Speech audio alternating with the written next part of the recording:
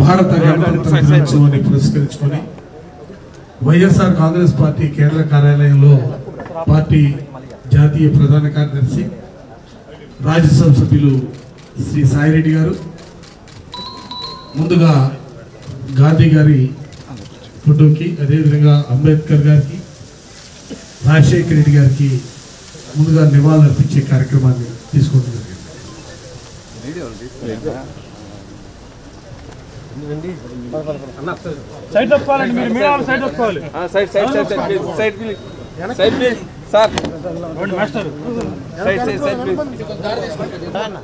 Party కేంద్ర కార్యాలయంలో party జాతీయ ప్రధాన కార్యదర్శి శ్రీ సాయిరెడ్డి గారిని జెండా ఆవిష్కరణ చేయవలసిందిగా కోరుతున్నాం.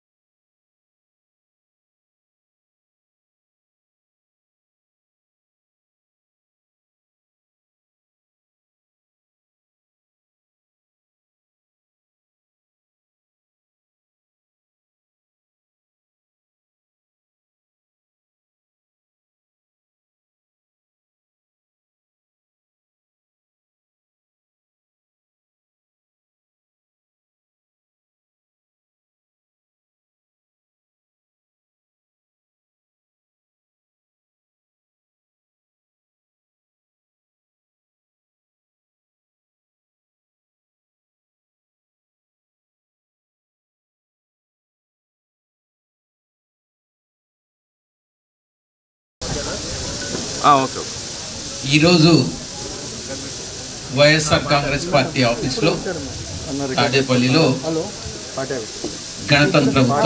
గణతంత్ర ఉత్సవాలని జెండా ఆవిష్కరణ ద్వారా మనం జరుపుకుంటా ఉన్నాం. 74 గణతంత్ర ఉత్సవాలని పూర్తి చేసుకొని ఇప్పుడు 75వ గణతంత్ర ఉత్సవాన్ని జెండా ఆవిష్కరణ, జాతీయ జెండా ఆవిష్కరణ ద్వారా మనం దేశానికి సెల్యూట్ చెప్తా ఉన్నాం.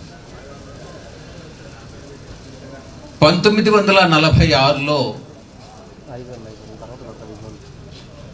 కాన్స్టిట్యూయెంట్ అసెంబ్లీ అన్నటువంటిది మనం నిర్మించుకొని చాలా పరిమితమైనటువంటి సంఖ్యలో ఎన్నికల ద్వారా మేధావుల్ని స్వాతంత్ర సమర యోధులతో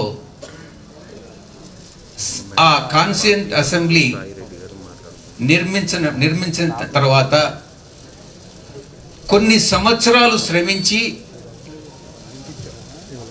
1949 జనవరి 26న కాన్స్టిట్యూయెంట్ అసెంబ్లీ భారత రాజ్యాంగాన్ని ఆమోదించడం జరిగింది. ఆ తర్వాత ఒక్క సంవత్సరానికి 1950 జనవరి 26న భారత రాజ్యాంగం అమలులోకి తీసుకురావడం జరిగింది. అప్పటి నుంచి కూడా ఇప్పటి వరకు అప్పటి వేసినటువంటి పునాది ఎవరైతే స్వాతంత్ర సమర యోధులు, ఇంటలెక్చువల్స్, మేధావులు డాక్టర్ బాబాసాహెబ్ అంబేద్కర్ గారి మార్గదర్శకత్వంలో రూపొందించినటువంటి ఆ యొక్క రాజ్యాంగం ఇప్పటికీ కూడా మనకు, మన దేశానికి ఒక మార్గదర్శకంగా నిలబడి ఈ యొక్క దేశ సమగ్రతను కాపాడుతుందంటే వారు వేసినటువంటి బీజం ఎంత గట్టిదో ఆలోచించుకోవచ్చు. ఆ తరువాత కాలానుగుణంగా మనకున్నటువంటి పరిస్థితులను బట్టి అనేకమైనటువంటి సవరణల్ని మనం చేసుకోవడం జరిగింది. తద్వారా మన ప్రజాస్వామ్య వ్యవస్థనే మనం పటిష్టం చేసుకుంటా ఉన్నాం. భారత రాజ్యాంగం అన్నటువంటిది ఒక పవిత్రమైనటువంటి గ్రంథం. అది అంత పటిష్టంగా రూపొందించారు కాబట్టే ఈరోజు కూడా దేశ సమగ్రత అన్నటువంటిది భంగం కలగకుండా, పార్టీ తర్వాత ఏ రాజకీయ పార్టీ, ఏ కూటమి అధికారంలోకి వచ్చినా కూడా ఎవరు ఏమీ చేయలేనంత, ఏ దుష్ట శక్తులు కానీ ఏ శత్రువులు కానీ ఏమీ చేయలేనంత పటిష్టంగా మనం ఈరోజు దాన్ని అమలు చేసుకుంటా ఉన్నాం. ఎన్నికల ద్వారా మాత్రమే ప్రజాస్వామ్యంలో ప్రభుత్వాలు ఏర్పడాలి అన్నటువంటి సిద్ధాంత విధానానికి ప్రాతిపదికగా ఈ యొక్క రాజ్యాంగం అన్నటువంటిది రూపొందించడం జరిగింది. కాబట్టే ప్రభుత్వాలు మారుతా వచ్చాయి. 1977, 80, 89 ఆ రకంగా ఇప్పటి వరకు కూడా ప్రభుత్వాలు మారుతూ అనేక ఎన్నికలు, లోక్సభ ఎన్నికల తర్వాత మారుతూ వచ్చాయి. దీన్ని బట్టి ప్రజాస్వామ్యం భారతదేశంలో ఎంతగా వేళ్ళూనుకుందో మనం అర్థం చేసుకోవచ్చు. ఎంత పెద్ద గొప్ప రాజకీయ కుటుంబమైనా కూడా ఆ కుటుంబంలో ఉన్నటువంటి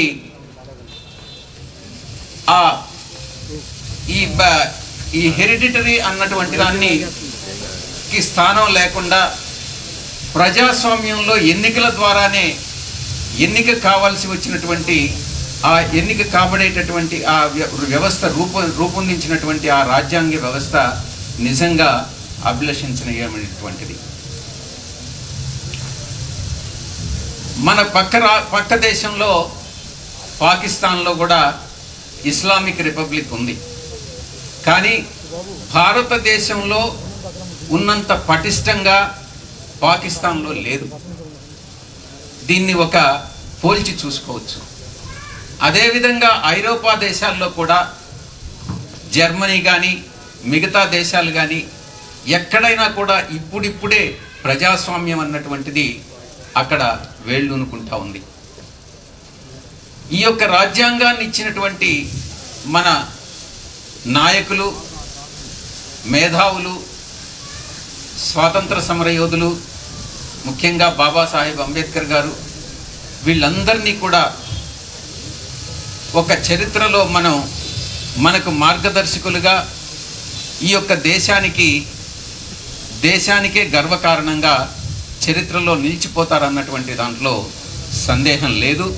మనం ఈ యొక్క రాజ్యాంగాన్ని అవసరమైనట్టు మేరకు మార్పులు చేసుకుంటూ, దాన్ని చట్టబద్ధంగా మార్పులు చేసుకుంటూ, జ్యుడిషియల్ చెక్ అన్నటువంటిది ఆల్వేస్ ఉంటుంది, స్క్రూటినీ అన్నటువంటిది.